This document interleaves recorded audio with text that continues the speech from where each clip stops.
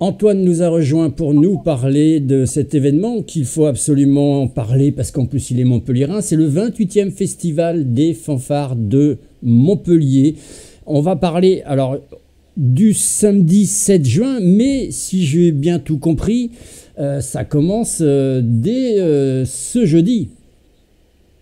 Il y a un petit before ouais, qui commence ce jeudi entre les bénévoles et quelques fanfares. On a trois fanfares locales qui viennent pour commencer à distribuer quelques petits cadeaux, goodies, t-shirts, etc.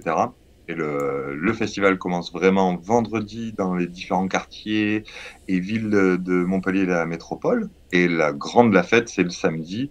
Venez nous soutenir et surtout soutenir les buvettes le samedi soir et journée. L'objectif de ce 28e festival des fanfares, c'est quoi en gros?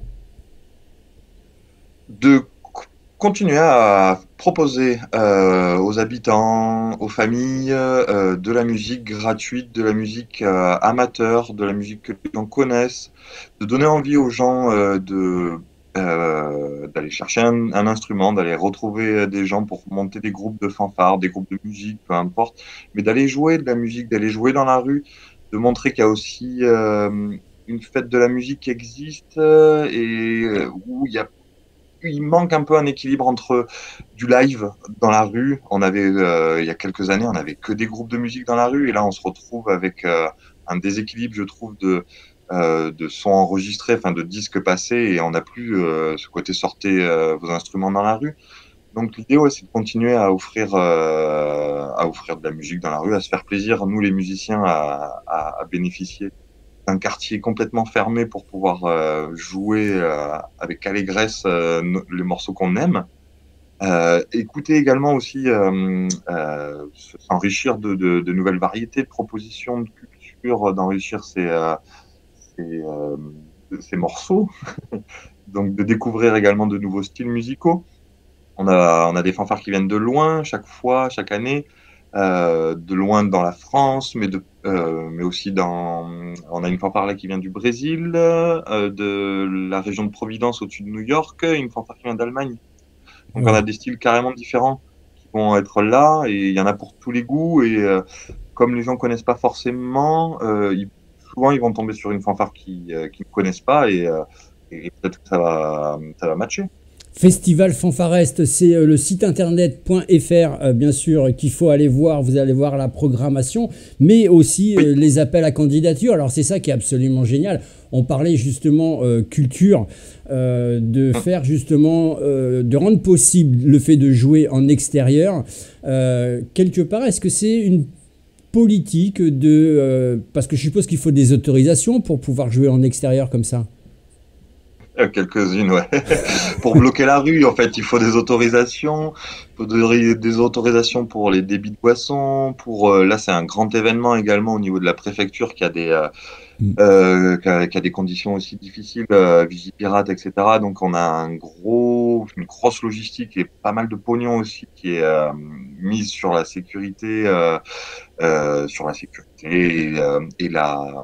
et aussi pardon de la formation, de la vigilance sur les violences sexistes et sexuelles et harcèlement également.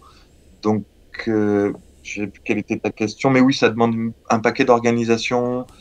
Après, pour jouer dans la rue, ça doit se faire aussi assez naturellement. Si on reste Ouais. une heure, il y a quand même pas mal de fanfares sur Montpellier. C'est quand même assez classique de retrouver dans le centre-ville des fanfares qui jouent sur des places sans autorisation.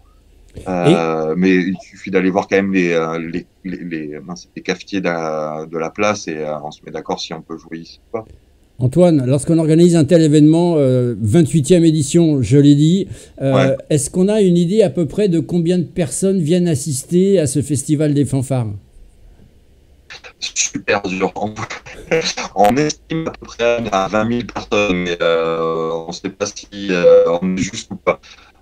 Ouais, je pense qu'on peut accueillir à peu près 20 000 personnes dans le quartier. Et on voulait faire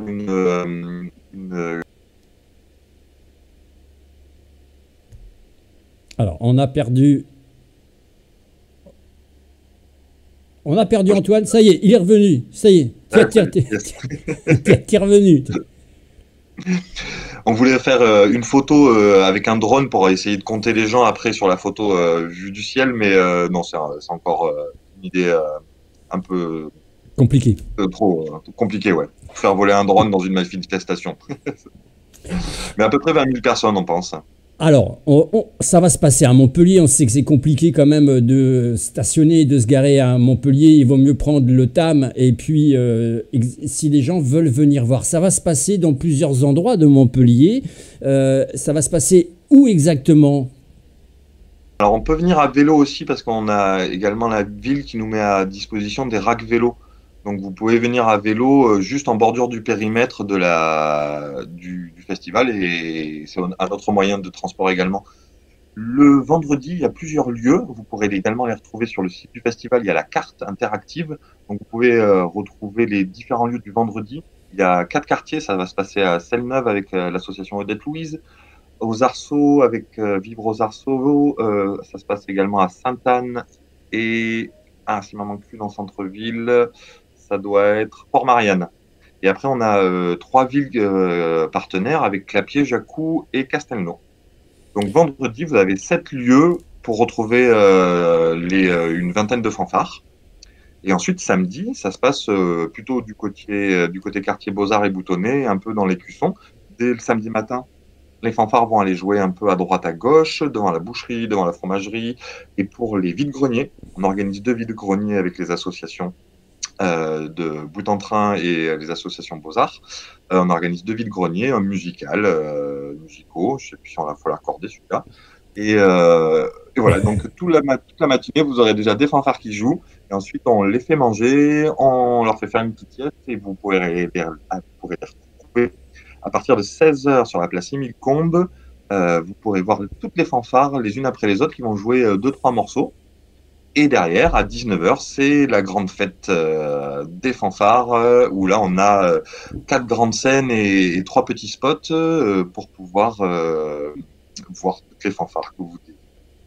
Bon, ça c'est vraiment l'événement qu'il ne faut pas manquer, c'est vraiment le rendez-vous du samedi, ça commence de 10h, ça finit vers 1h du matin environ avec une rotation des fanfares sur les 7 scènes et podiums des quartiers, des Beaux-Arts et du Boutonnet. Ouais. Et ça c'est très important. Dernière petite question, vite fait, bien fait, parce qu'on n'a plus beaucoup de temps. Le cuivre de la jungle, pourquoi ce titre ?